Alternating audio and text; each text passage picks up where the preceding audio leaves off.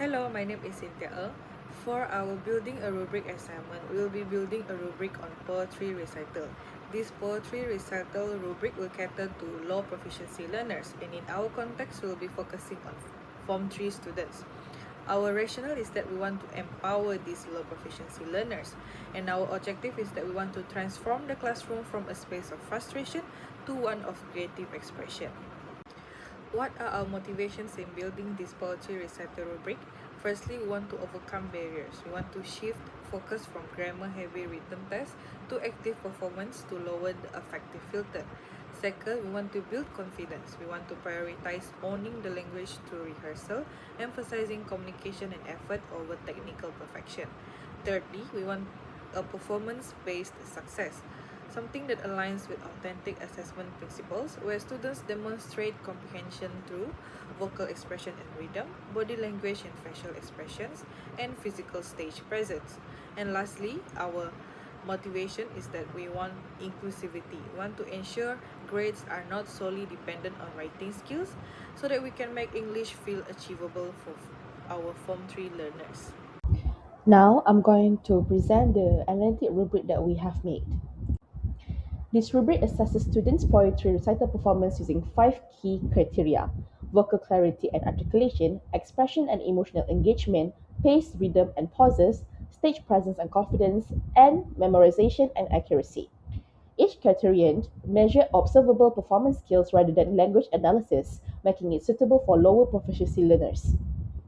Students are evaluated based on how clearly they speak, how well they express emotion, how smoothly they control pace and pauses, the confidence and body language on stage, and their accuracy in delivering the poem. Performance is rated on 5 band scale from needs improvement to excellent, and marks are awarded proportionally according to the level achieved in each criteria. Overall, the rubric ensures fair, consistent, and inclusive assessment by focusing on communicative effort, clarity, and confidence while allowing understanding to be shown naturally through delivery. So now I'm going to present on the way of calculation of the rubric. So to get the marks that will be awarded to the students, the teacher must calculate the level score divided by 5 and multiply the answer from that with the maximum marks. So what does this mean? So for example, if the students got 4 mark, then it will be divided by 5. 5 is the 5 level of criteria, meaning 5 they did amazing, excellent, and then 1 is needs improvement. So it's 4 divide 5, and then the answer will be multiplied by 25. So the 25 is the full mark of a criteria. The full mark of the criteria can be found at the utmost right part of the rubric. So this we calculate all of that, it's 20 marks. So for that part, the students will get 20 marks. Rinse and repeat for all of the other criteria, and then they will conclude all of it, and the final mark is per 100, and that's how the marks is calculated for this rubric. So what is the purpose of this rubric? Well, this rubric is to assess students fairly and objectively, and it also help the teachers to focus on skills, not talents, appearance, or background. And it is also to align with the KSSM learning objective. And this rubric is to make sure that it emphasizes more on communication, understanding, and the confidence of the students themselves. Now I'm going to go more thorough about the rubrics, the explanation for why each criteria is chosen. So for the first one is the vocal clarity and articulation. So for this one, it ensures students can be clearly understood by the audience. It assesses pronunciation, volume, and clarity of speech, and also it reflects KSSM emphasis on effective oral communication. So while we do judge vocal clarity and articulation, why don't we include accent, for example, in the rubric? Well, why accent is not assessed is because students, they can come from different language backgrounds, and sometimes different language backgrounds, meaning they can have different accents. And accent is not really a learned skill, it's something that develop within the students themselves by their environment and sometimes how they live. So excluding accent ensure fairness and inclusivity. Next is the expression and emotional impact. So it evaluates how well students express their emotion and mood of the poem. It shows students' ability to connect emotionally with the literary text, and it encourages meaningful and engaging delivery. So why does acting skills are not assessed? So first off, this is a low proficiency student, so we don't really expect for acting skills like theater level acting skills from students, and it also focus on poetry recital, not drama. So it prevents over dramatization, and it keeps assessment literature focus. Next, we have pace, rhythm, and pauses. So why do we include this in the rubric? Well, first off, it evaluates appropriate reading speed and flow. It assesses effective use of pauses to enhance meaning, and it helps ensure the poem is easy to follow. So while we do assess their pace, rhythm, and pauses, but we don't really put a specific timing that they have to finish for the poem. So why? So because finishing quickly, it doesn't reflect quality, and rhythm and meaning are more important than how fast they can finish the poem. Next, we have stage presence and confidence. So it assesses posture, eye contact, and composure. It reflects confidence and communication skills. It also aligns with oral assessment practices in Malaysian schools. So why does movement or gesture are not assessed? Because again, students are not expected to perform theatrically, and it reduces subjectivity and also distraction for the students. Lastly, we have memorization and accuracy. So this encourages smooth delivery and eye contact between the students and also the judges slash teachers. And it also ensures respect for the original poem. And since this rubric is catered towards lower proficiency students, this criteria are actually given lower weight to avoid penalizing minor mistakes. You might be asking, why does understanding is not a separate criterion? Well, to be um, to repeat again, this competition focuses on lower proficiency learners, and it emphasizes on speaking, clarity, and confidence. And understanding actually could penalize students who grasp the poem but cannot express it verbally. And not to mention, understanding is shown indirectly through expression and emotional engagement, pacing, rhythm, and pauses, and also accuracy. So, by making sure that understanding is not a separate criteria, it keeps the assessment fair, inclusive, and confidence building.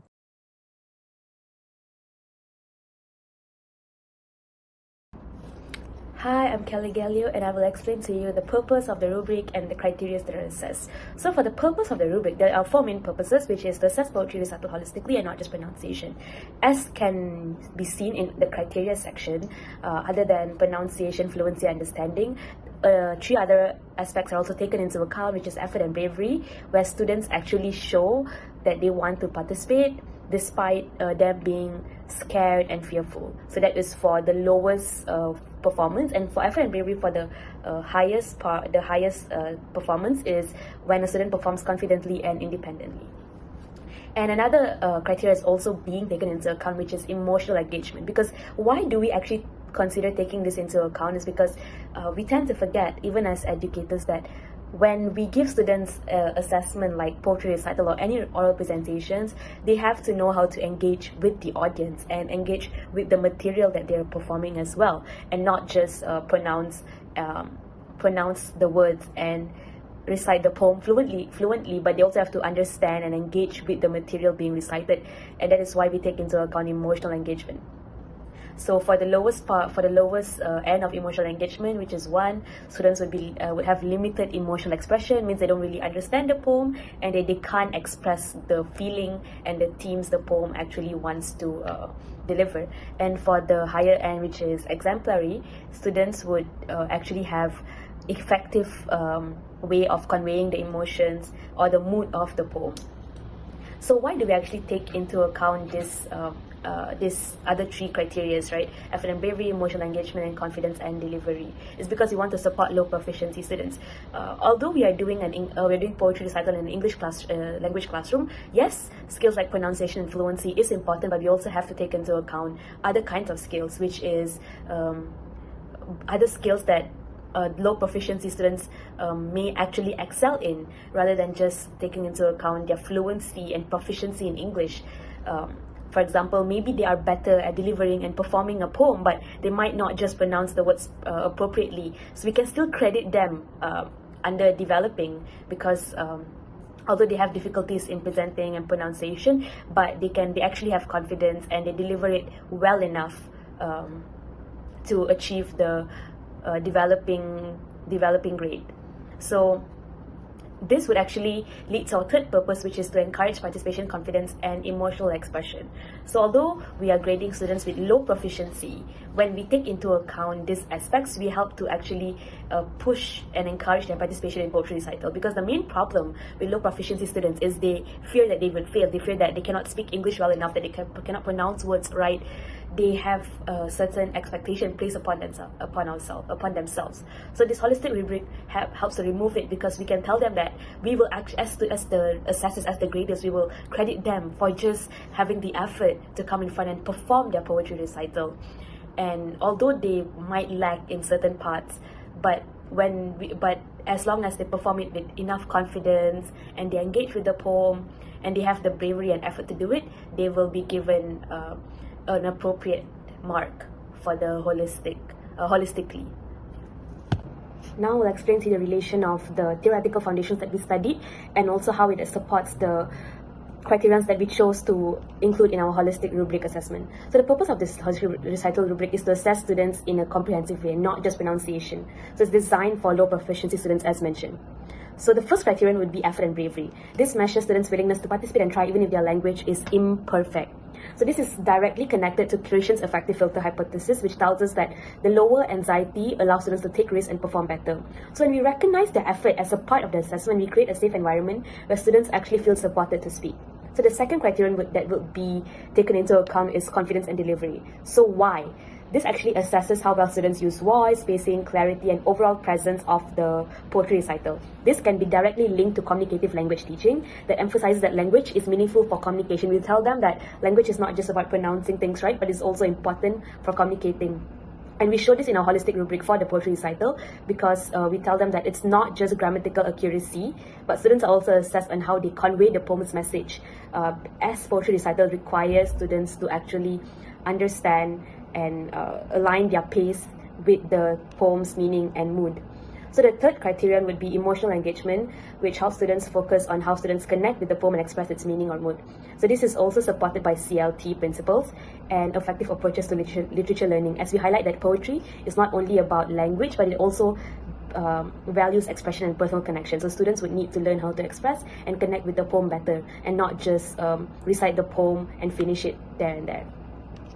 So this can also be connected. The progression of these performance bands from 1 to 4 can be connected to Vygotsky's social cultural theory and zone of proximal development, where students move gradually from supported performances, which is the lowest band, which is the beginning, to the highest, which is exemplary. So we actually integrate the growth mindset, where we show them that they can grow in confidence and emotional engagement over time. So last but not least, this rubric also focuses on how teachers can give the students clear and constructive feedback for each criterion. This would help students understand that where they are and how they want to improve, rather than simply assigning a grade that may demoralize or devalue them after their poetry recital. So finally, our whole rubric actually aligns with CEFR principles, because we prioritize students what they can do and how they can be better through confidence and meaningful expression. And we don't really prioritize like native perfection, such as perfect pronunciations, perfect fluency. Yes, that is the end game, but to get there, we have to tell students that it's okay to make mistakes.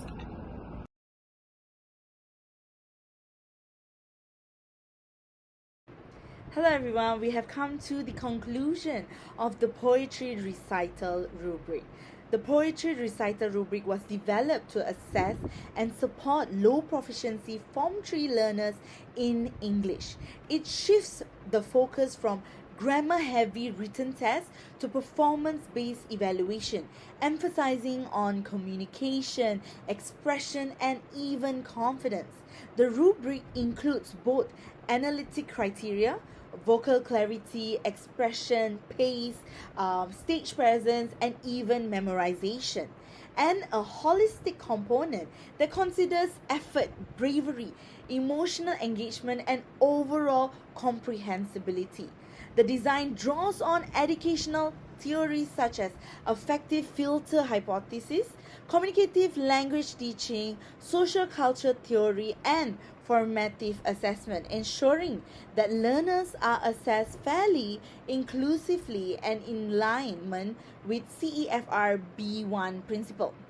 The poetry recital rubric clearly redefines the characteristics of each performance level. Students are able to self-assess effectively because the descriptors provide clear guidance on what is expected and what areas require improvement.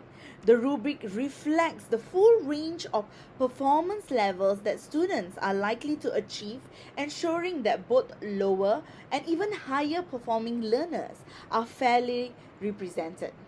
The poetry recital rubric is an effective, student-centered assessment tool that prioritizes communication, confidence, and emotional engagement over grammatical perfection. By combining analytic and holistic evaluation, it creates a fair and inclusive learning environment, especially for those of the lower proficiency learners. The rubric is not only assesses performance but also functions as a meaningful learning experience, promoting bravery, self-expression, and learner growth. Ultimately, it empowers students to develop their English voice and identity while encouraging positive classroom dynamics and long-term skill development. That is all from our group. Thank you.